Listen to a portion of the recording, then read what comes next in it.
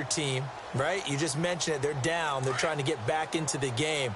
But you got to figure if something goes wrong, you may have put yourself in a spot where you may not be able to come back in the second half.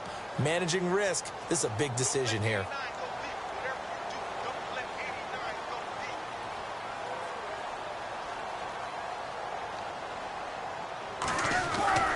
Now a play fake here on first down. He's going to let this one go deep. Into double coverage, and it's intercepted. Picked off by the former first-rounder Trey Waynes. And they will take over at the 29-yard line. That's sort of a second quarter to forget for him. Now 2 picks in this frame. Almost as if the first one that he threw, he couldn't shake, couldn't get it out of his head. He ends up throwing a second one as a result. Compounds. It's caught inside the 25. And now we won't see a play on first down. We're going to get a timeout instead, as the clock will stop with 35 seconds to go in quarter number 2. From the red zone now, Bradford. And he's going to drop this off to his fullback. And he's brought down just outside of the 10 at the 11. It's a gain of 7, and it'll be a second down. On now is Kai Forbath to try the field goal. And that is going to be no good. He pushed it wide to the right, and this score will stay right where it is. So from nothing less there than chip shot distance, a tough miss from the right hash mark. Well, this is just a wobbler. I mean, he knows he's got to get it going left, but that was right all the way. He's going to loft one deep left side here, and it's knocked away and incomplete. Another dangerous throw there, partner. I mean, he's already thrown 2 interceptions here in the first half. I don't know if you want to keep throwing up 50-50 balls, and you've had that kind of lack of success. Yeah, absolutely. Very well could have been a 3rd interception in half number 1. He's going to sling this deep downfield. And this is incomplete with a clock showing just 3 seconds left. I know he wants to get his team back in the game, but a 50-50 ball right there that maybe was a little questionable. Yeah, he's pretty lucky to get that one back. I think that sometimes his quarterbacks play with a lot of confidence that borders on arrogance, and that can put your team in some Dutch. Yeah, especially maybe want to look at some safer routes after the interception he had that ended their last drive.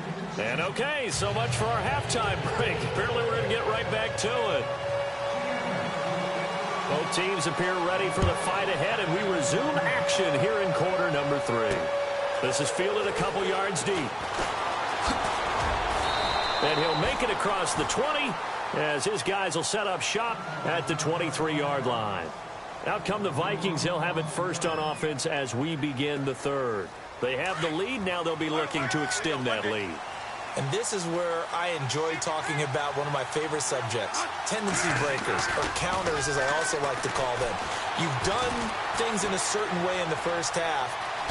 Now a hit, and the ball comes out. Bradford has lost it, but this will get out of bounds, so possession will stay the same. He'll get 3 yards on the scramble there. It's second down. I don't know about you, but I could hear and feel the sigh of relief all the way up here in our booth. That was palpable. The sideline, the friend there. Nope. And he's going to be intercepted a 3rd time.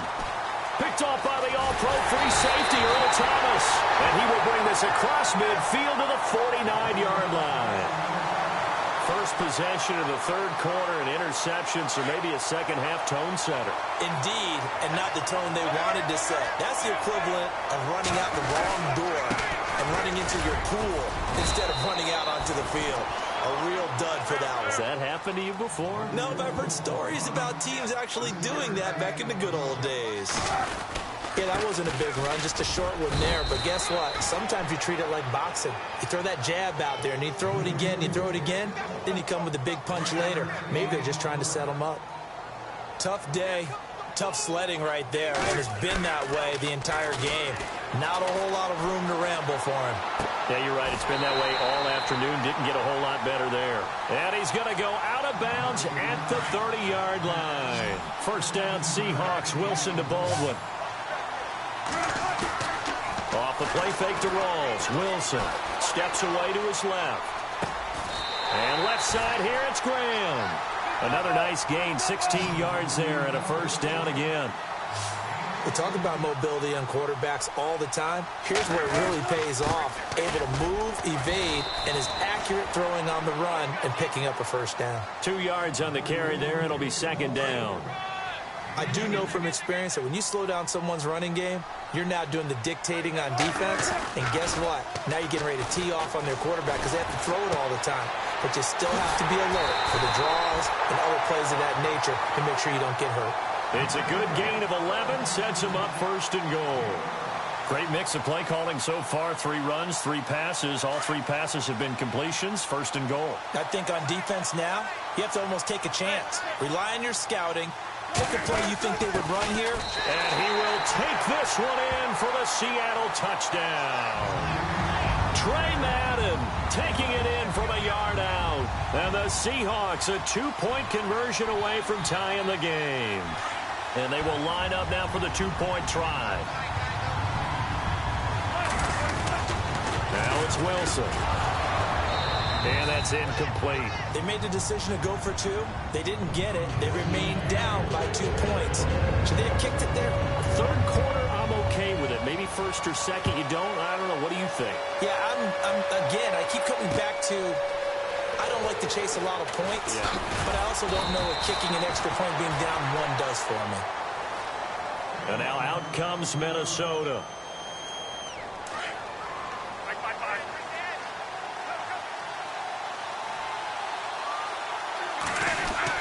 Trying to shake off the interception. He'll look to throw. Going deep for Diggs.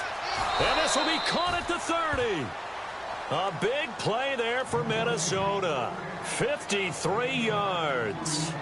Well, even after all those interceptions, he's not deterred. Still confident to go deep at work there. I think all the old rules about playing that position still apply. If things go wrong, you still act like you're the best player out on the field. You still carry that supreme arrogance with you and continue to fire the ball. I've seen guys have games like this, and this is where you find out if you're great or not. Can you overcome some interceptions and still lead your team to victory? Now Bradford. And the hit jarred it loose. It's incomplete. That was very well timed there defensively because it's not a bad throw, but the collision came at the exact time he was reaching to bring in the football. Really, really well done. Decent offense, just better defense. I think you're right.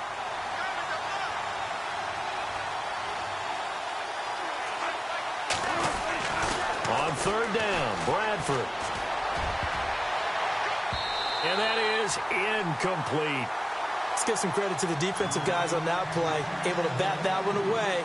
Sure looked like they were trying to hit the corner route. Now look at this. 4th and 12, and they're going to line up to go for it. Bradford now. And his pass is intercepted for the 4th time today. Picked off at the 11. And now look at him go. 20, 10. And he's going to score. It's a Seahawk touchdown. Charles, I'm looking at you, and understandably, your mouth is wide open in disbelief. What were they thinking? That's going to be one of the great mysteries, but I do know this. When they went out on offense, I will guarantee they told them, don't just make anticipatory throws. Make sure you see it before you throw it. Didn't happen here. Trying to protect that lead, and now they gave it up. Let's field it a few yards into the end zone. Oh, look at that. Oh, and now he bowls him over. And he breaks it all the way out to the 38-yard line. Great return. And now out comes Minnesota. And following the pick six, and they have decent field position in throwing that pick six. We'll see how they attack this drive.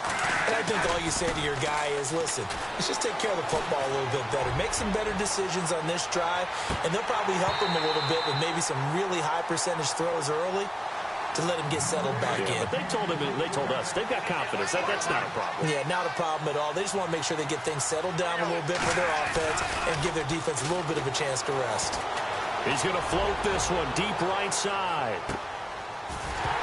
And both guys were there, but it falls incomplete. Brandon, at least there's one bright side to that incompletion.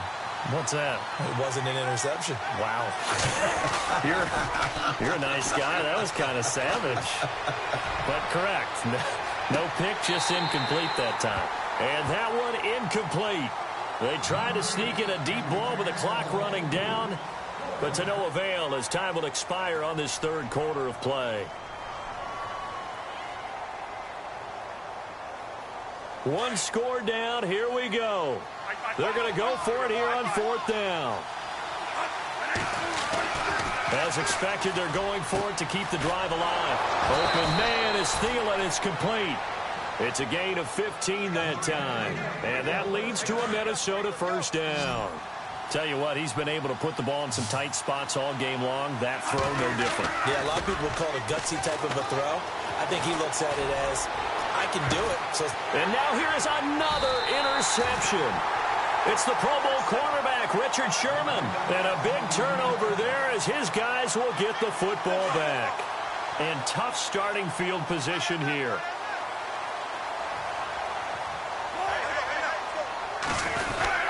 They start on the ground with Rawls. And they'll hit him for a loss as he's back to his 2-yard line. He'll wind up losing a yard on the play, and it'll be 2nd and 11. Now Wilson back into his end zone. He's going to float this one deep right side. And he's unable to grab it. Thought he might have had position, couldn't hold on, third down. There's definitely contact there, but it's the fourth quarter of a kind of tight game, and sometimes the officials just say, let them play. Kind of like your mom used to do with you and your brothers. Just take the broom to you and send you out to the backyard and tell you to settle it yourselves. I like that, yeah. There was contact. I don't know, like he said. And look at this. They get the turnover they needed. It's intercepted. Picked off with great anticipation. And he will take this one home. It's a touchdown. All right, now a big 2-point conversion attempt still to come.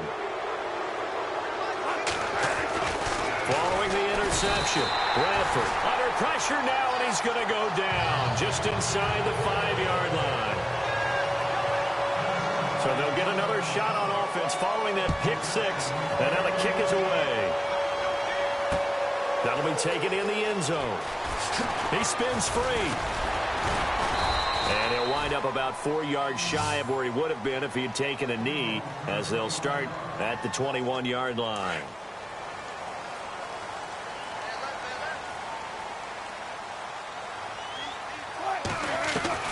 On first down, Wilson dancing to his left. Going to Rawls on the dump-off.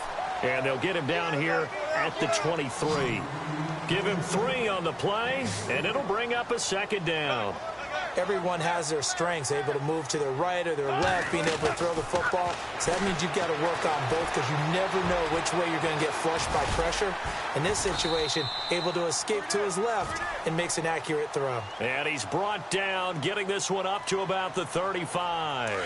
It's a gain of 11 yards that time, and it produces a new set of downs. On 1st and 10, it's Wilson. Drops it underneath for Rawls. And he'll be taken down, but not before he gets into enemy territory. 17 more yards on that one as they keep the drive rolling. So many times you hear today's NFL described as a space game.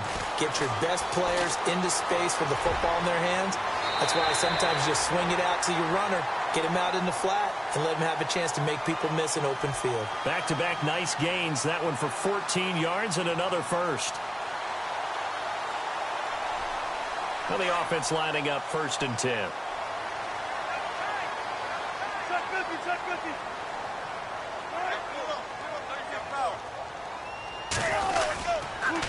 Wilson again to Rawls. And that play went nowhere. Losing yardage. It'll be back at the 36. It'll wind up being a loss of 2. And that'll make it 2nd and 12. From the shotgun, Wilson forced out to his left. And he's able to get it down to the 25-yard line. A nice job of eluding the pressure there, scrambling for 11. And now the Vikings are going to stop it here on defense with a timeout. It's just their first. They'll be down to 2 remaining as we step aside here in the fourth quarter. They run with the power back. Rawls. 9 yards on the play and a first down. They'll be never give enough respect to the big guys up front because they have been getting it done on this drive. The holes have been large, and they've been barreling through them, picking up first downs. Back to the ground on first. Again, it's Rawls. And this play gets blown up. They'll lose yardage. Back at the 17. And this defense here going to burn their second timeout. But you can also factor in another timeout that they'll get when the clock stops at the 2-minute warning. Here's Wilson being chased out left. And that is, I think he caught it. He did, but they'll say out of bounds. It'll be incomplete. Tyler Lockett was the target there. And that'll make it third down. So this offense really needs to make something happen here late in the fourth with the football. On third down, Wilson. He's going to be sacked. Back at the 23-yard line. Kentrell Brothers. And now here comes the third of their timeouts defensively. So they'll be left with only the 2-minute warning to stop it from here on out.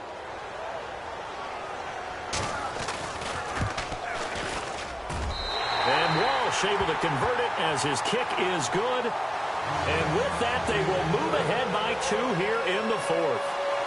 So the drive here ends with a field goal, and that does give them the lead, but this one is still a long ways from over. And you love to be able to look up at the scoreboard and see that you're out in front.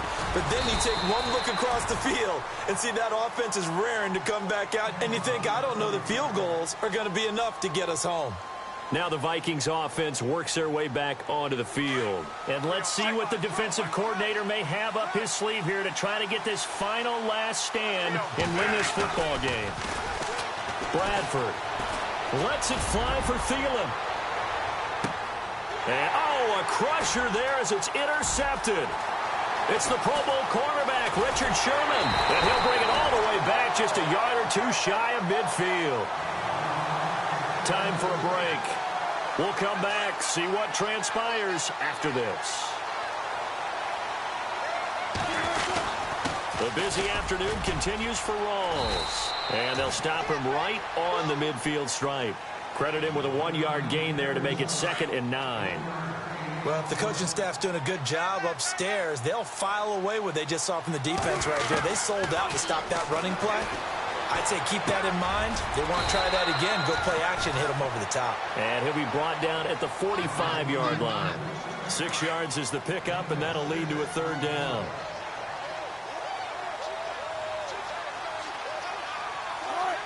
The Seahawks in victory formation as they go ahead and take the knee.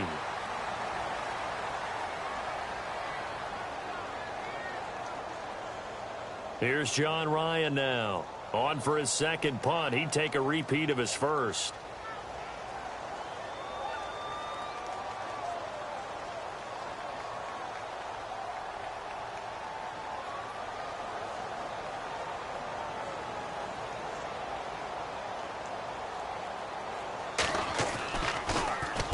He gets this one away, and boy, it's another boomer.